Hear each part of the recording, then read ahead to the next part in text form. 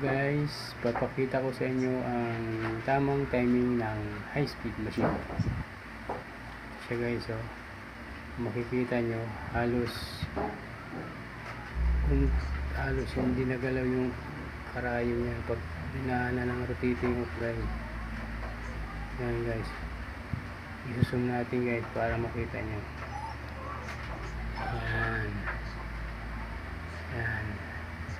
Yan yung karayo, diba? Yan yung rotating hook lang, sakto lang na hindi gagalaw.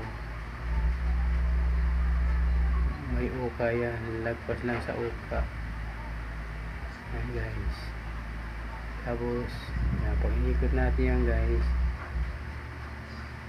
papansin nyo guys, pagbagsak ng karayon ito guys. Yan guys, dapat hindi tatama dito niya guys, dapat hindi siya babangga dyan yung karayon pagbagsak dyan, oh. Pag mali timing yan, sigurado putol ang karayon. Kailangan pagbagsak niya sakto lang sa butas.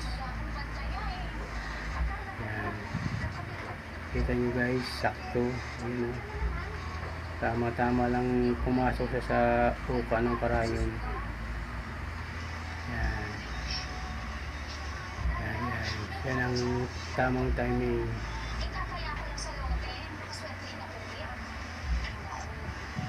Okay guys, natakpan na natin guys para mabuo na.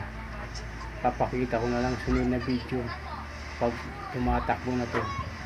Sige guys, thank you.